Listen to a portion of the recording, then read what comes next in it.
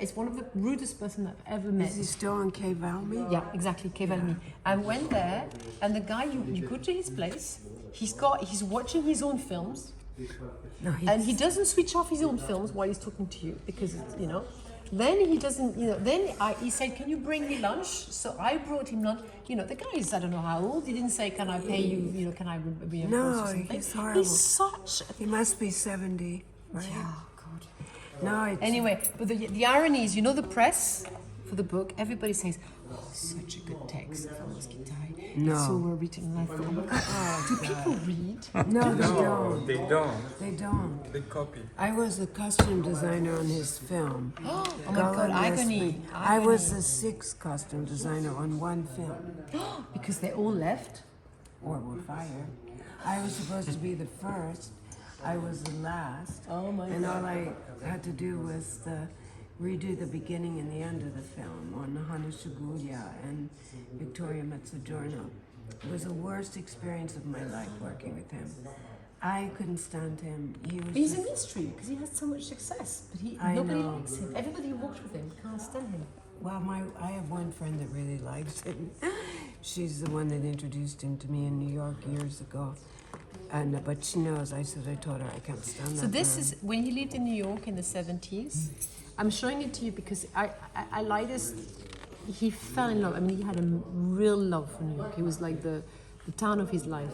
And there is something about, there's a sadness, but it's not a depressing sadness. But there's something very... Look at that face. It's very moving. It's like a déclaration d'amour to New York.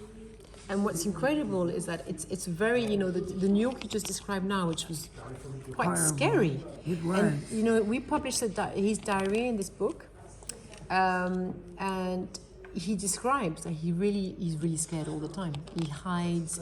It's because of the violence. Yeah, he was so violent. Yeah. And What year was this? That's 70,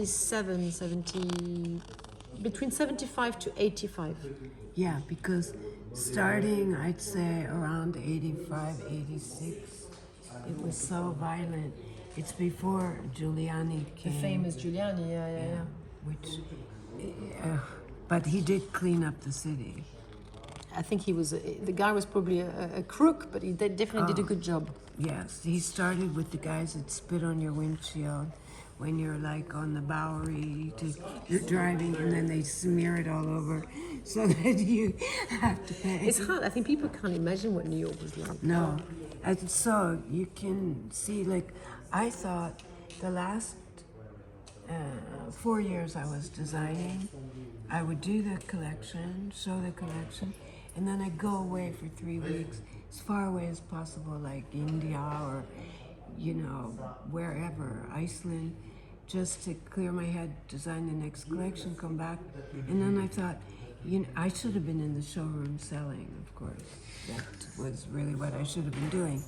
But I just thought, I am living to leave. I might as well leave.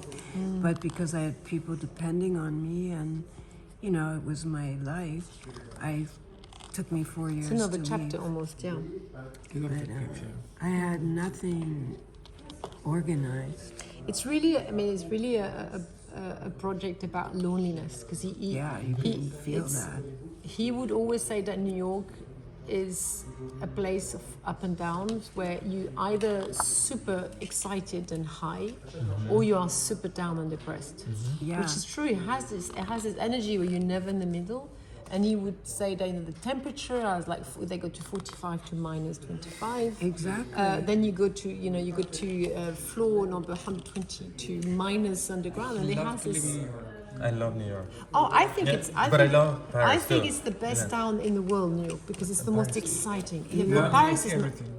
Yeah, he got it right here. But Paris is not exciting. No, Paris is but good. it's I like It's Paris. a this. nice place to It's live. No, but look, I you like and Paris. it's- There's lots of wonderful things. It's discovering Paris. Yeah, like this. Okay, I so think actually- it all depends. Paris is good. I think it all depends on age too. Like, True. I'm very happy I was in New York when I was in No, New you're York. absolutely right. In fact, I remember I lived in New love York when I this. was 20. I love that picture. So And I think now I wouldn't like it anymore because it's a city that sucks your energy. totally. Yeah. It gives you energy and it sucks your Exactly. energy. And you're right that Paris, in a way, is easier because also in Paris you could have a dinner with people for 5 hours and nobody will ask you what you do. Exactly. Yes. It's crazy. Which Because is in New York, within 2 great. seconds, they say, well, how much do you earn? It's about- How successful are you? Should I talk to you? Should or I the talk to you or person over not? there? Yeah, exactly. Literally, it's like, are you worth it or not? Exactly. They're so shameless. No, Here, it you could. Sometimes I've had dinners with people for hours, and then I would leave the dinner, and people would say, "Did you know who you were sitting to?" I said, "No, it's a very nice person." Well, this was the director of such and such, or the big, the réalisateur. Oh my God! But you didn't tell me. We didn't know. And I like that about Paris. Yeah, I do too. I quite like this thing where people are not selling themselves too much. This is another version of like the metro picture downstairs. Yeah, no, it's a real it's just one of his passion. But I'm so glad you don't like Amos Guitar. Oh, I can't stand him. I can't even begin to tell you how much I can't stand But him. this book is amazing. And his mother was crazy too, because she was. When I was working in the film, it's when they were building the bibliothèque in the 13th. Uh-huh. It was a construction site. It's the end of 90 or 91. And his mother had been in Auschwitz, so she was a bit suffered from that. And she would tell me, like, because you're waiting. And she would tell me all these things She was about. on the set all the time, the mother. She was on the set some of the time, and when she was there, she was talking to me, right? And she would say all these things about Amos and, like, I don't know, personal things I don't want to hear. It's not my business. And then one day, I just said to her, because I was just being nice to her because nobody was talking to her, right? I didn't, she's alone on this thing, so whatever. And I just said the most basic thing, like, about Amos, like to say, oh, I don't remember what I said, but it was something as banal as, what does he like to eat for breakfast, It was I don't remember what it was. Something harmless. She suddenly starts screaming at the top of her lungs. She was like Pierre Cardin. And it was like this, how can you ask me that? She's been telling me for days all this stuff about Amos. And then, it was like, oh, God. It's interesting you say that because he definitely has the disease of somebody who's been adored by their mother. Oh, yes. Because he has that kind of confidence and that arrogance of he's somebody so who's been arrogant. literally adored by the mother. He's so arrogant. And his films are so boring. I can't even begin to tell you. I worked on Gull l'Esprit d'Expiation. And the most exciting part was, first of all, okay, Hannah Shigoya, because I was a big Fassbender I love his films, and she was a fetish actress. But his DP was Henri Alacon, the best cinematographer. He worked with Jean Cocteau and La Belle et la Bête, Wings of Desire with Wim Wenders. He was 87 at the time with a young, cute female assistant. And he worked with the same sound engineer, same age. And he was so cool and so great and such a contrast to Amos. But he must have the talent in bringing people because I remember when I was in his place and he was being very rude to me, the people who kept coming were really incredible people, Yes. people I really admire, and I thought, okay, well, I know. somebody buys it. I know, but not you and not me. I think he's got, he goes to people Yeah. saying he's a genius, and people think, okay, well, it must be Yeah, true. well, that's, it's the Donald Trump approach, It's like if you repeat something Yeah, long and he enough. goes on about being Jewish, which is just, it's like, you There's can't be Jewish like another, this. there's It's wrong. another Israeli director called Amos. It's a different last name, I can't remember, who's absolutely great. He's fantastic because I think before Amos Guitar was about the only Israeli director that, I'm going back to the 90s, internationally known. And then there's this other Amos, Oh, wow. who is really great. He must not like this other house. Probably not. But that one, But you're right, there's a kind of territory where he was the one. He was the one, like got being all the Jewish was his thing. It's like you can't do this. It's horrible. And he got all the funding, all the Yes, time. he's good at funding him. Yes, he's very good at hunting. Yeah, he's very good. And not very good at paying. And not respectful You know of that just for anybody. these little shitty books, he made me sign a contract and stuff. And then when he sent it, his text was so bad, it was really bad. I thought, okay, the only thing I can do is at least change the punctuation. Because at least if I change the punctuation, I can tame it down a bit. Because it was like a, You vomit it, yeah. even the way it had no commas, no point, like, you know, everything I say is so amazing. Just and like with capital letters everywhere, like it was just like really poorly written. And so I changed a few things, and I go, come on. And he sent me his lawyer because I was changing commas and stuff. I mean, the guy is No, he's unbearable. I'm glad we share this. You know, it was really funny. There was a screening one time at Centre Pompidou of this horrible film, Golan l'Esprit d'Exil. And there were all the police because he's Israeli, and it must have, I don't know what was going on in the world at that particular moment, but it was really tough to get in. And I went just because I was the sixth costumier on this one film. And I'm sitting there, and he and I did not get on at all. Not at all. I mean, and he's the one that asked me to be, sometime I'll tell you other long stories about that whole Amos Gutai experience. But I thought it was supposed to be my first job in Paris, and it turned out to be not my first job in Paris. But at one point he's talking, and I think a lot of the people that worked on the film were not present, I'm assuming, or not really in a good relationship with him. So at one point, he points to me in the audience, who he never talks to, like, to stand up as a costume designer. I was like, I only did the beginning and the end, a remake on 2 principal actors. That's all I did.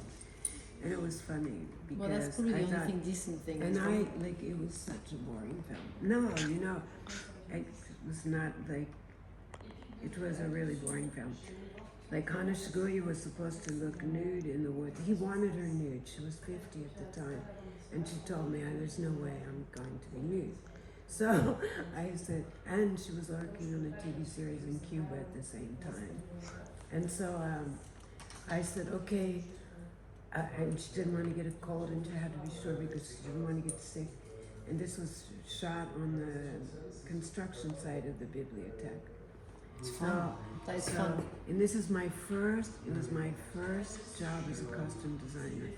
So I had to get somebody to stand in for her, to like latex, to make her look like she's nude but not. And then the day quite challenging.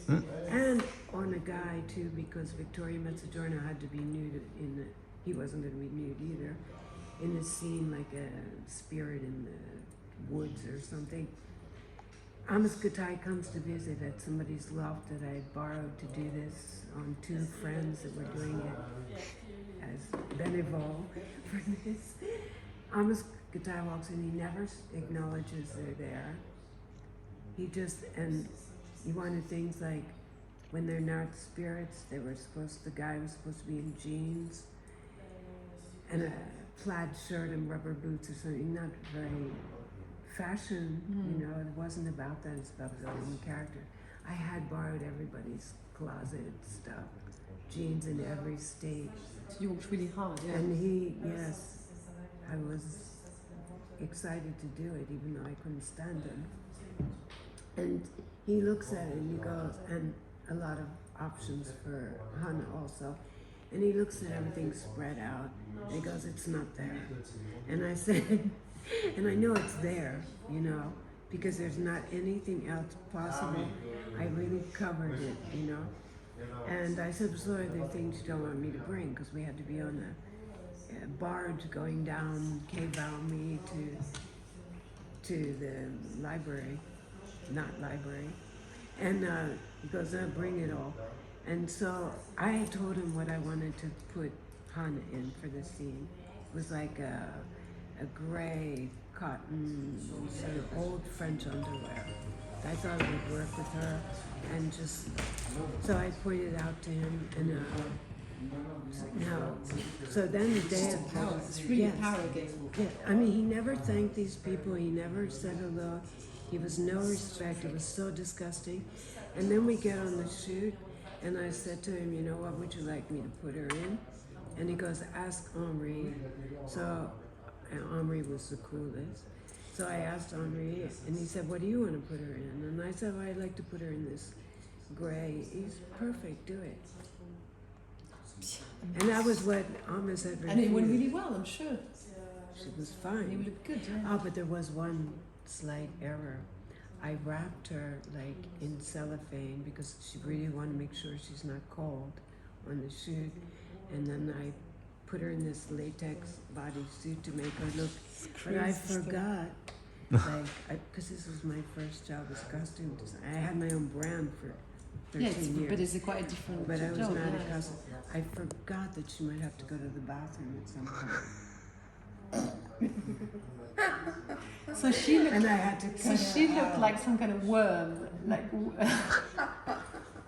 But she was very cool about it. And I really she must did. have looked hilarious in cellophane and latex. Well, it looked like she's nude, is what it. The look was like she looked nude. I don't really understand why somebody would not want to be naked and be happy with just latex on top of them, because it's the same shape, so they just Well, look. she was afraid that she'd be cold, Ah, okay, because otherwise they just and look. she was really, and she didn't want to look fat. And But she latex didn't want doesn't to make catch a you- cold. No, but she was really obsessed with not getting cold because she was shooting in Cuba, and so I was trying to be considerate. of Yeah, her. it's difficult. But then I forgot that little. That's aspect. a great story. Yeah. It reminds me That of was- that. Do you remember what's her name? Heidi Klum. You know that, Yeah. that crazy girl. Did you see her last costume for Halloween? The She dressed as a worm. Yes, it was great. It was That's so fantastic, cool. and I thought, my God, I love you. I mean, I that's, thought that was. you great. have sense of humor. I like that woman. That was probably the best costume at the Met. Definitely. Yes. I mean, I don't know what she does in life. She's a model. Right? Well, she's a great model. Yeah. She's Yeah. beautiful, so she didn't mind being. But she's a model with sense of humor, which is rare. It's true. I think it's very rare.